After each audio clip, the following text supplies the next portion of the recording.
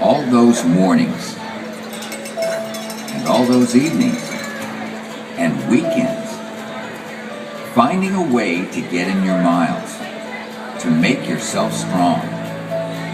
And now you're here, the Boston Marathon.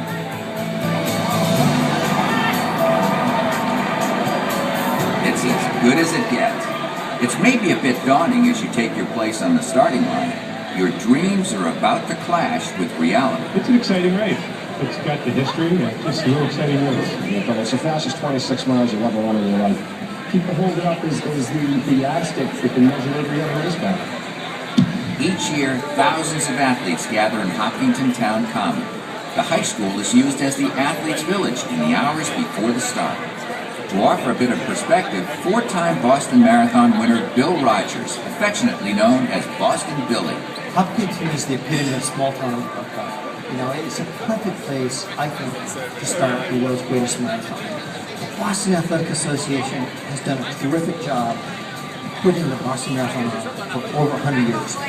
They're the best marathon organization in the world. Working together, they've produced the best marathon. In total, there are 4 starts to the Boston Marathon. The wheelchair athletes take off at 9:17.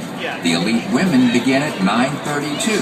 And the elite men and the top 10,000 seated runners go off at 10 o'clock. At this moment, don't let your fears hold you back from your dreams.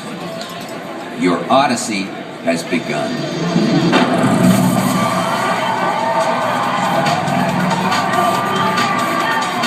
Olympian Ryan Hall has run the fastest time ever by an American on the Boston Marathon course. You don't want to not take in all the energy that's surrounding the start, but at the same time you have to use your head to run those first 20 miles. A famous example of the risks of the first miles was the dangerous 1987 wheelchair crash. Here to talk about the strategy for the wheelchair competition is Jean Driscoll. The downhill out of Hopkinton is one of the most tenuous points in the Boston Marathon course for the wheelchair division. The chairs are all packed tightly together. There's a pace vehicle in front of us. Once the pace truck leaves, there's an uphill. Whoever gets to the top can get away. For an important reminder about pacing, here's Jack Foltz, the winner of the 1976 Boston Marathon. First mile is steep downhill, and a lot of people will be in your way, slowing you down. They're actually doing you a favor by keeping you from going too fast. It's every man's Olympic dream. It's something that every one of us can achieve, whether we're running with a qualifier or we're running for a greater cause, a nonprofit, and it's just the most amazing feeling just to be part of the experience. As you run through Ashland, the course winds downhill along Union Street for just over 3 miles. Ashland was the original start of the Boston Marathon. In choosing that route, BAA officials were determined to emulate the 1896 Greek Olympic course topography. That meant a relatively flat course leading up to the Newton Hills late in the race, and then a downhill run into Boston. According to Michael Conley, author of 26 Miles to Boston, the course takes on a life of its own. The one thing people have to understand is that for 364 days of the year, it's just 26 miles and 385 yards of curbs and street. It's on that one day that the course is personified as a beast that comes up and sometimes grabs the competitor. The competitor thinks they're racing against others, but they're unaware of the fact that the course is taking body blows at them, and they will pay the price when they come to mile 20, when it becomes really the second half of the race. Dave McGilvery, race director for the Boston Marathon, ran across the United States in 1978. He has run the Boston Marathon each year since 1971, and he knows every nuance of the course. As you're working your way through Ashland and heading towards Framingham, the roads are still fairly narrow, between 25 and 30 feet, so you're still pretty much sandwiched in with all the runners that you started with. But once you begin to enter Framingham, the course opens up, you have full breadth of the roadway, and here's where you can start to stretch it out and get that pace going.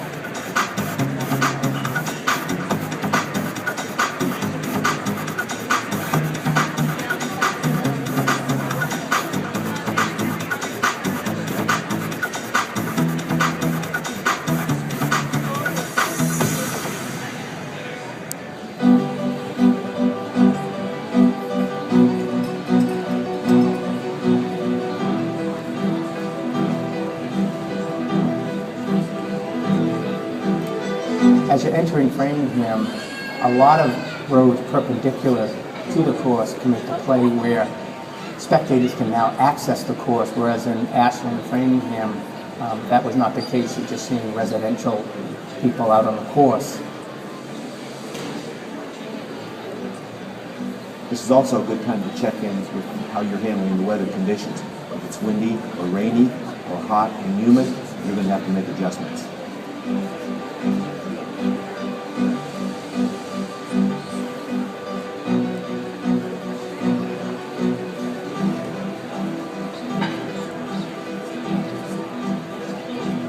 As you approach the 10K point, because this is a standard distance that you're normally used to running, a 10-kilometer road race, you're really able to get a good sense for the pace you're on at that time. If you know that when you get there, you're running at a pace as fast as, if not faster than your 10K PR, then you know you may have gone out too fast.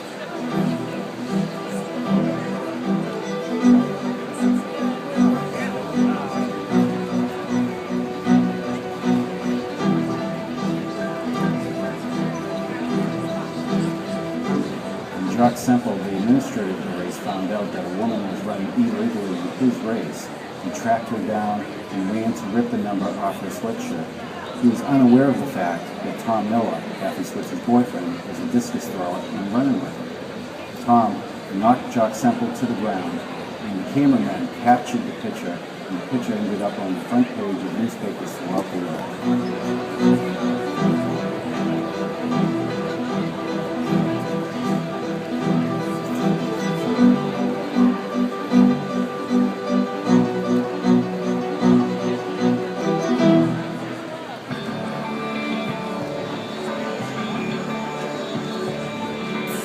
In Natick, the course follows a gentle downhill slope until the 10-mile mark, where it levels out, heading through Natick Center. The wheelchair athletes take advantage of the flat stretches of the race to draft off each other to conserve energy.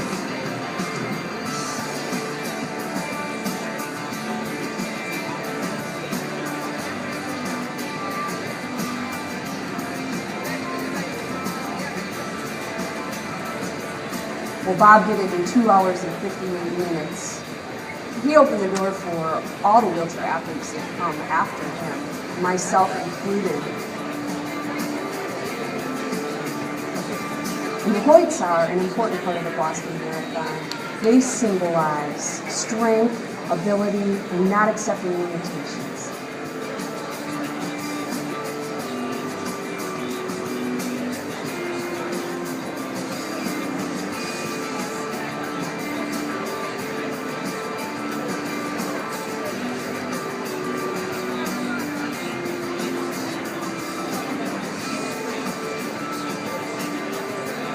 As you're running into Natick, about a mile away, you can see two steeples in the sky. One is a Protestant steeple and one is a Catholic steeple, and they're both drawing you to the Natick Army.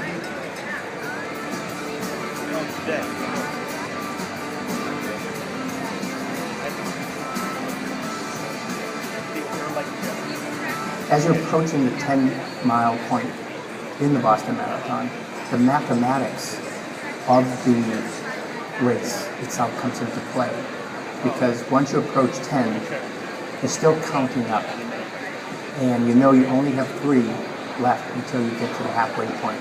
Once you hit the halfway point, you start counting down, and that mentally and emotionally is a huge lift, that once you hit the halfway point, you've run further than you have left to go.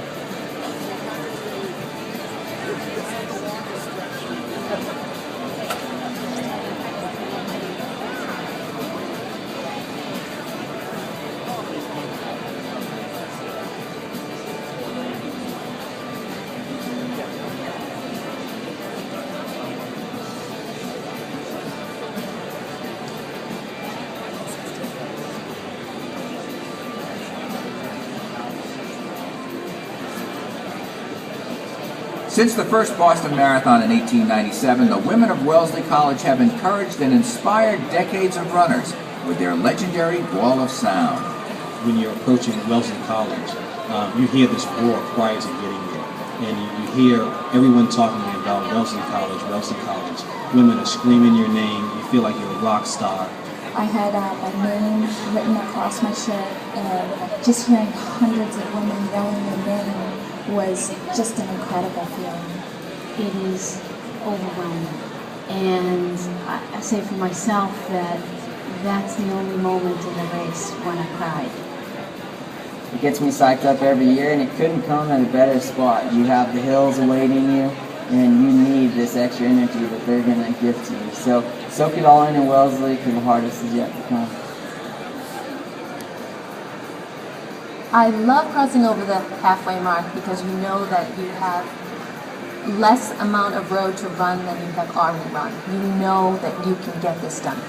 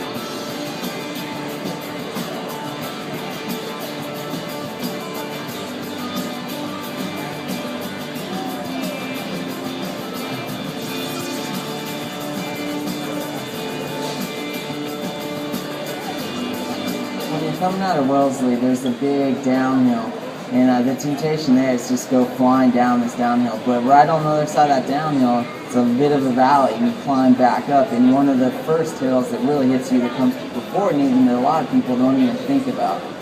The fastest downhill on the marathon course for the wheelchair division is about 15.5 miles into the race, or 25 kilometers. I've gone about 38 miles an hour. Other competitors have gone in excess of 40 miles an hour. It can be really bumpy, so it's important that you keep your center of gravity low so that you can maintain control of your chair.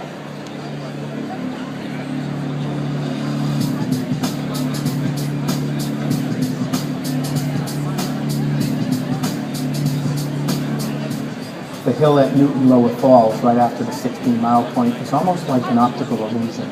There's a lot of people there, and you don't really see it, but you can really feel it.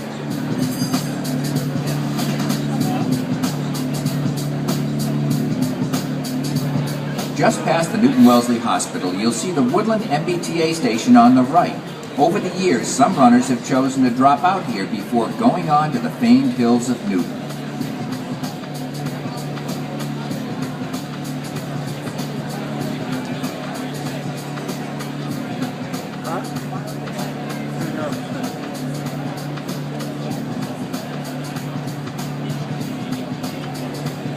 Up until the 17-mile point, we really haven't made any 90-degree turns in the course. And Boston being one of the only races that has only 5 turns in the entire race, we come upon the first one at the Newton Fire Station at 17.5 miles. The first hill is not that long, and what you're going to find is that when you get to the top, you get a nice break of about a mile or so between the hills. And what I like to do when I'm running is not exactly expend all my energy on the hill, but save a little bit so that I can press the hill really hard. You crest that hill at Rayburn, and the course starts to flatten out a little bit. You have to know there's a third hill and a fourth hill approaching.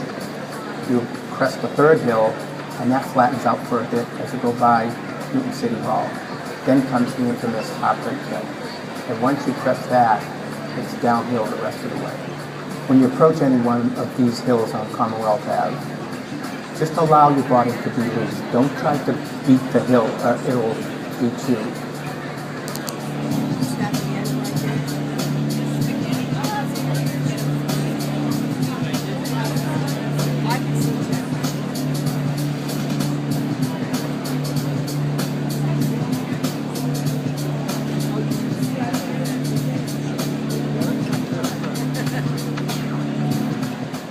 Tarzan, alerted, got very competitive, moved into the lead, won the race, and broke Johnny's heart. Jerry Nason from Boston Globe, a long-time sports writer, wrote how Johnny had a broken heart. His heart was broken that day. Heartbreak killed. I actually trained on the hills, and I think if you can keep your pace and keep focused and know that when you get to the top of the hill, you are pretty much into Boston, you can do it. A lot of us have only done 20 miles in our training runs, and once you get to mile 20, you have to just accept the fact that you are going to need the energy of the people around you to get through those final miles. Nothing can prepare you for the feeling once you've crested the hill. As I got to the top of the hill, I finally realized I was home free. I wouldn't finish this marathon.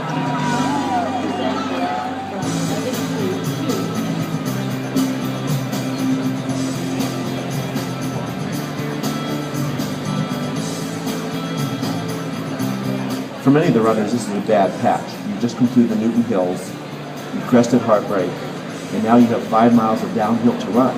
And you want to make sure you really gather yourself, recompose, and get ready for the downhill section that you want to take advantage of.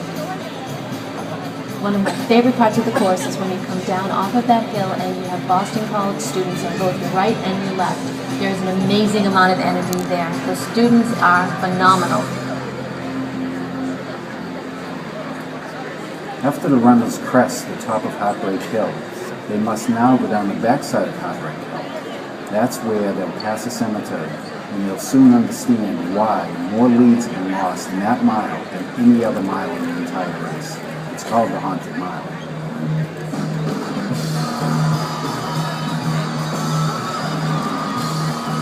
Crowds are huge, you know. They're really into the race and everything here.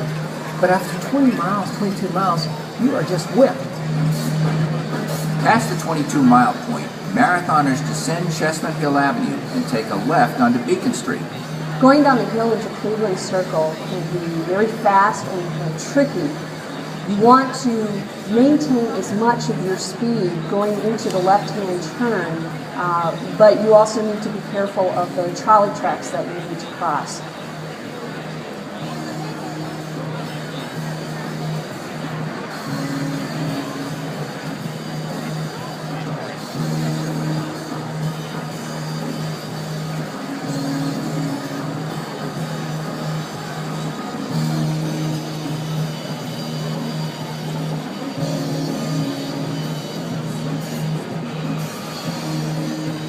Next, when you come to Cleveland Circle, your calves will be killing you, your quads, your hamstrings, pretty much your entire body will be killing you. But the good news is that you are about to enter Coolidge Corner and get into the heart of Boston.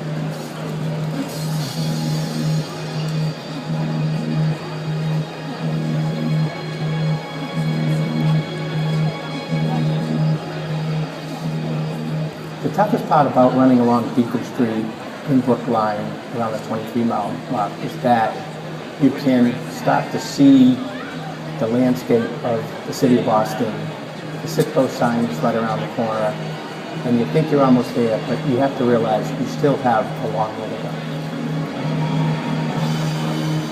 You know, there is a saying among experienced marathoners that anyone can run 20 miles, but these last 6 miles are the real challenge. And from mile 22, 23, 24, as you're going through the town of Brookline, it gets really tough, and everyone sort of struggles mentally. But the Boston Marathon fans are on your side so much. They will help you.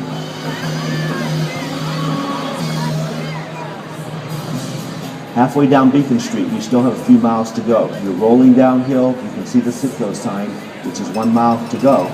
But you still have to contain your energy and hold yourself back just a little bit. Kenmore Square. Get ready for some serious cheering. Traditionally, about 35,000 Red Sox fans gather after their morning Patriots Day game to power the Boston Marathon runners through their last mile. There's this wave of energy. The crowds are going absolutely ballistic. Kenmore Square is when you can really really turn on the excitement because you are in at that point.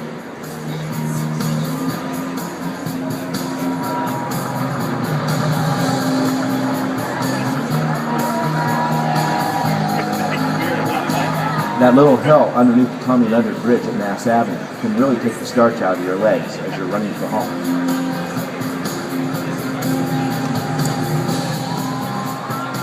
The worst is almost over. Take a right-hand turn on Hereford Street and run up what is affectionately known as Mount Hereford.